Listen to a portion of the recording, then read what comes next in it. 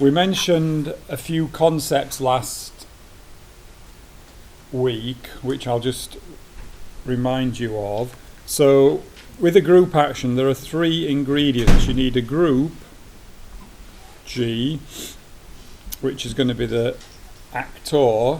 The group G is going to act on a set X. So the set is the object on which the group acts. And then you have a function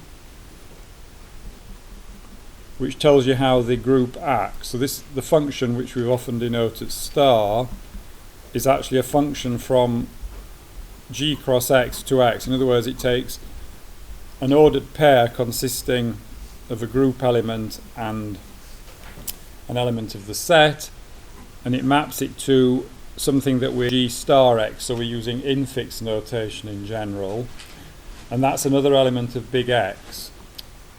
So the way we might think of that in a picture is we've got a group G, so as usual I'm drawing that as an oblong to indicate that it's a set with some structure. In other words, the structure is the binary operation.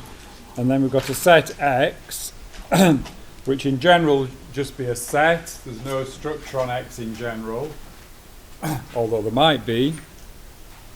And then if we've got a group element G and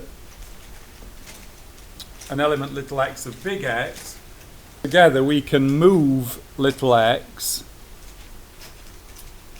to a new element G star X of big X. So we think of the element little g as mapping x to a new element G star X. And we can do that for any little g and for any little x. So group elements move the elements of the set around. And we saw a few examples of that last time. And we also saw an alternative way of viewing this. So what we said was there's a one-to-one correspondence between two sets. So if you think about group actions, on the one hand, so suppose we fix G and X, then every action of G on X gives you a homomorphism from the group G to the group S sub X. So S sub X is the symmetric group of X. So we mentioned this one-to-one correspondence last time. So we were more interested in the way that each action gives you a homomorphism. So the homomorphism that you get from an action star is as follows. For G in G, we define, say, sigma sub G going from X to X, which just takes little x to G star X. As I've just said in the previous slide, each element little g of big G moves elements of big X around. So we can put all those moving X around into a function from X to X. So each little x goes to G star X. And it turns out that sigma G is a bijection from X onto itself, and then G goes to sigma G. In other words, if we think about the function that takes a group element to this bijection, that turns out to be a homomorphism. So we did that last time. And I'll just remind you what that means. It means that if I do sigma of G prime, that's the same as sigma G prime. So really I've missed out a quantifier there. So that's the homomorphism property. Okay, so if I multiply two group elements together and then apply sigma, it's the same as applying sigma and multiplying the sigmas in S sub X. So really the multiplication, the binary operation in S sub X is actually composition of bijections. So if I wanted, I could be explicit and put a little circle there to indicate that these are bijections. And we had one or two examples of this last time, and I'm going to do another example shortly, just to tie everything together. So the message is, you can think of actions in terms of this function star, which goes from g cross x to x, where g and x somehow are being multiplied together, if you like, although of course g and x live in different sets. Or you can think of actions in terms of homomorphisms, and sometimes it's useful to think about actions in terms of the function star, sometimes it's useful to think of the homomorphisms. And we had one or two words. So suppose we've got our set x and we fix a little x, then we're interested in two things. Firstly, there may be some elements of the group that fix x or stabilize x or don't move x, whichever word you want to use. We collect all those together in a bag and call it g sub x. So there's, given little x, these are all the group elements that don't move x. So little x will be interested in those group elements which leave it alone. We put all those in a bag and we call it g sub x. Well, that's one of the notations. This is a notation that Fraley used. Fraley uses, other books use possibly different notation. And so certainly this is some of the elements of big G. So this is a subset of big G, and we proved last time this is actually a subgroup of big G, and it's called the isotropy subgroup of X. Other words that are used, as I said last week, some people call this a stabilizer group of X or something like that. Fraley uses isotropy, which looks like a fancy word, but that's the word that Fraley uses, so we'll use that. So each X gives you one of these isotropy groups, which is all the elements that fix that particular X. And as soon as we've got a subgroup, we can think about our coset partition. So having fixed little x, we can think about our bar of chocolate picture, which we've drawn several times.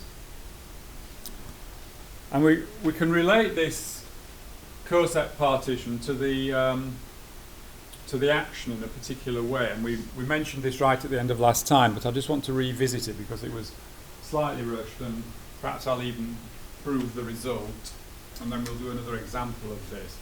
So just to review what we've done here, we fix a little x, we look at all group elements that fix x, put those all in a bag.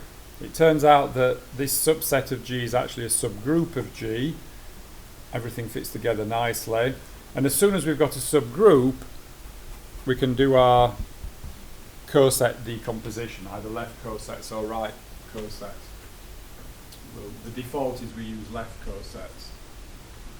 Okay? Now it turns out that these cosets are in one-to-one correspondence with the orbit of x. So let me just remind you what the orbit of x is. This is kind of a dual notion to the notion of isotropy subgroup. So just forget for a second the isotropy subgroup, but only for a second. Here's little x again. Rather than thinking about group elements that fix x, we can just ask, well, where can x go under the action of x? So suppose I apply every element of the group to x, then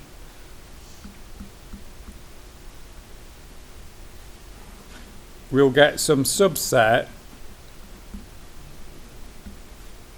of big X. Okay? So this is called Gx, or possibly G star x.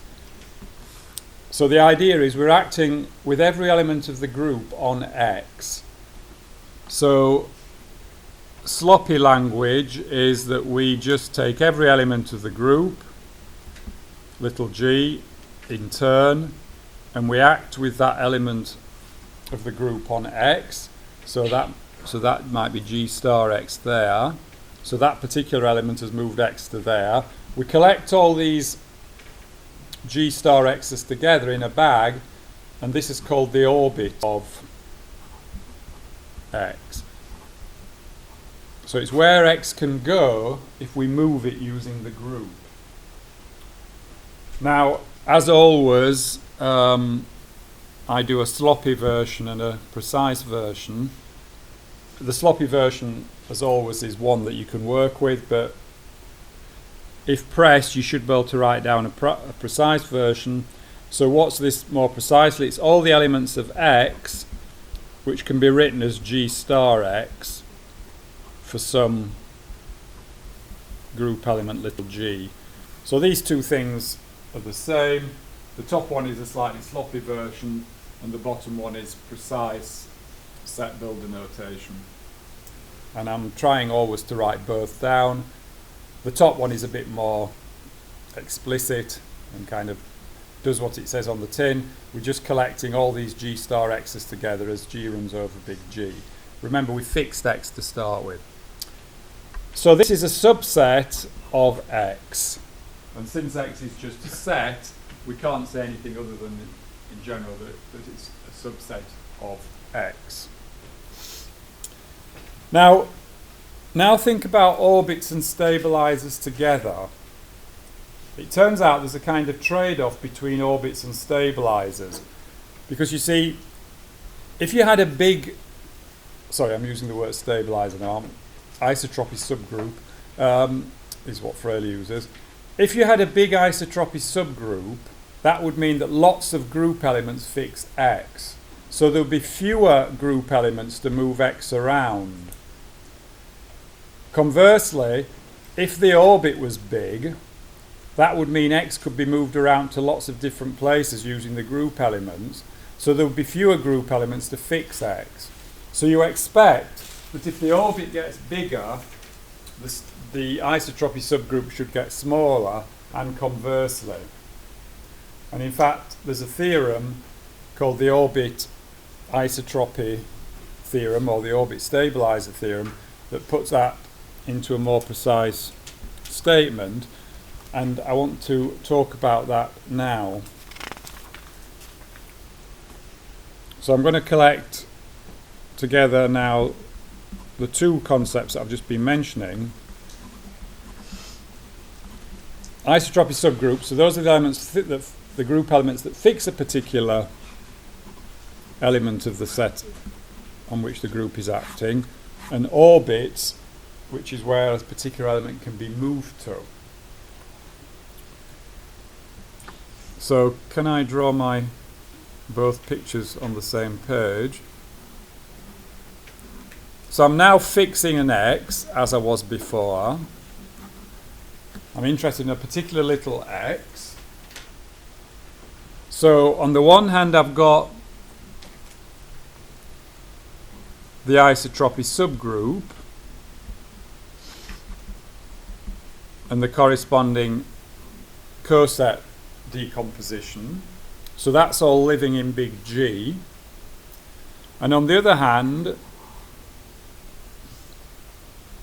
I've got the orbit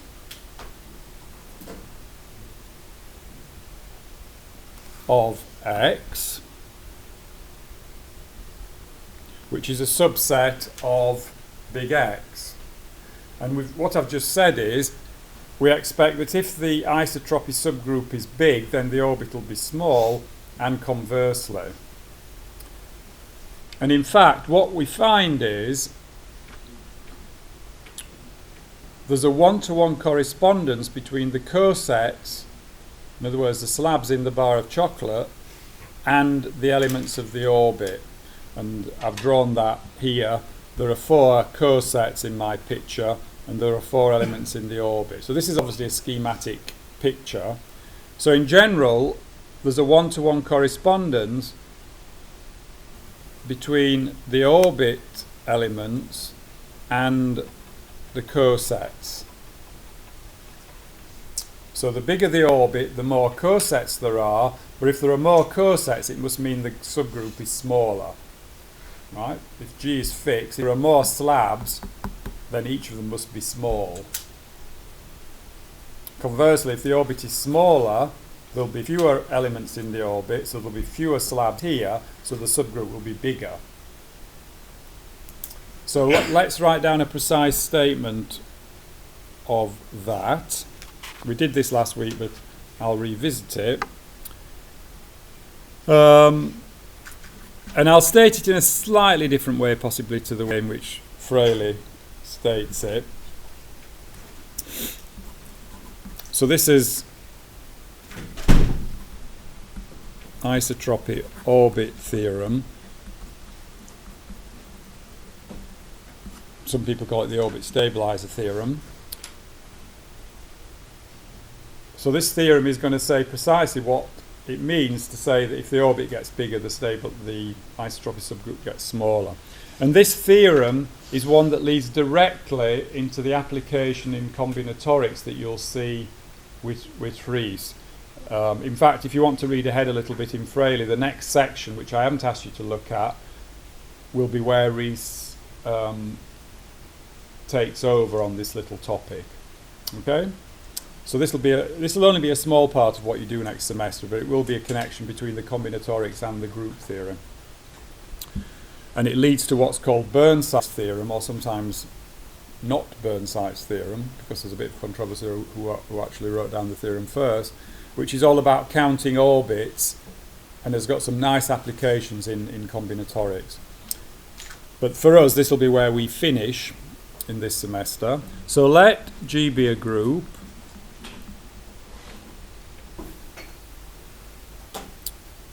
And let X be a set.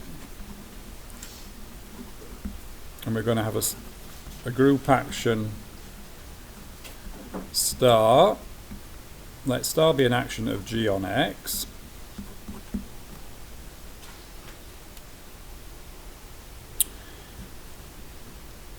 And then we're going to fix a little x in big X, as we have been doing for the last few pages.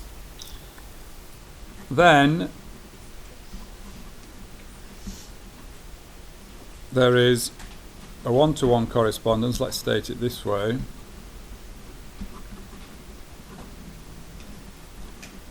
between the orbit G star X, so that, remember, is the subset of X that you get, the subset of big X that you get by acting on little x with every element of the group. There's a one-to-one correspondence between the orbit G star X and the set of all left cosets of the isotropy subgroup Gx in G. So that's a bit of a mouthful. So the isotropy subgroup is a subgroup, so we can talk about left cosets of that subgroup, and then we put all those cosets together. So in this picture here there were 4 cosets, so the set of all left cosets would have 4 elements. And what we're saying is there's a one-to-one correspondence between the orbit and the set of all left coset. So perhaps, sorry, I should have perhaps used the notation here, and I'll just squeeze it in. So the notation we're using for the set of left cosets is G slash whatever the subgroup is, and the subgroup here is G sub X. So G slash G sub X is the set of all left cosets of Gx in G. So this is the set of slabs in the bar of chocolate. And this picture is supposed to schematically represent the situation. So here's the orbit, which I've drawn with 4 elements, just for the sake of drawing a picture. Here's the subgroup, the isotropy subgroup, which gives you the coset decomposition, and there are 4 cosets because there are 4 elements in the orbit. Okay? So there's always a one-to-one correspondence between the elements of the orbit and the left cosets. So that's what we're going to prove in general. And this could be g could be finite or infinite, x could be finite or infinite, and so on. There's no restriction at the moment. And the proof is not too difficult. It does bring together several of the ideas that we've been working with, and again it gives you a chance to practice proving that a function is injective, surjective, and so on. So I'll just spend 5 or 10 minutes on the proof. We ought to have one proof perhaps in the last class, and then I'll do an example, a nice geometric example. Okay, so I want to define a one-to-one correspondence, which that's another word for a bijection. So what I want to do is define a function which will turn out to be a bijection. So let's call it, say, psi, from the orbit to the set of left cosets of the isotropy subgroup.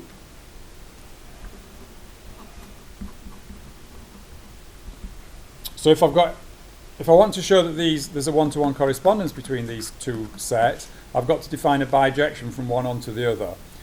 In particular, I've got to define a function from one onto the other.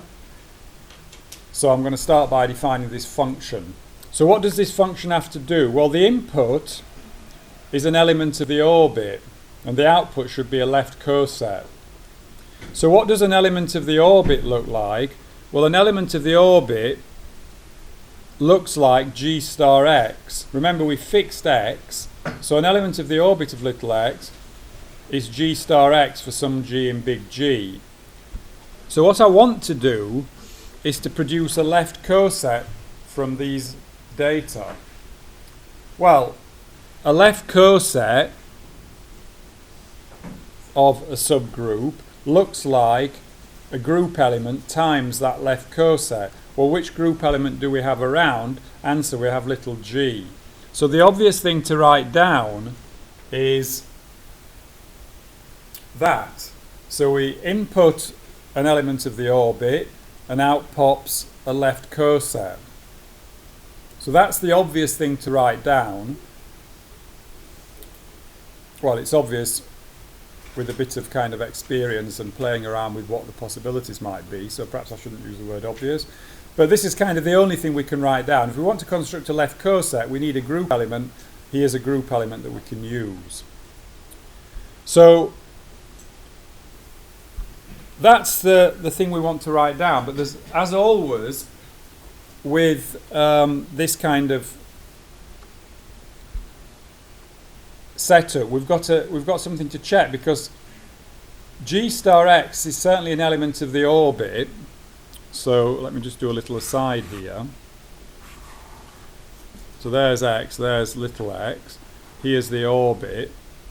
So g star x is certainly an element of the orbit. In other words, I got from x to g star x using g. But it may be there's another element of the group, say g prime, that also gets from x to this point in the orbit. In other words, g prime star x might be the same as g star x. It may be there are two different group elements that get me from here to here. And we've seen examples of that, in fact, when we were looking at little squares in the big square and so on. So there might be more than one way of getting from here to here. So I might decide to call this element g star x, and you might decide to call it g prime star x. But if we then try and use this function, my coset will be g times big gx, and yours will be g prime times big gx.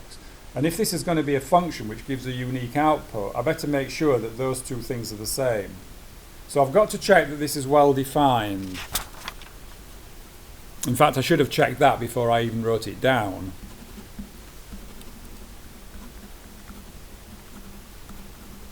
And we've seen this issue once or twice.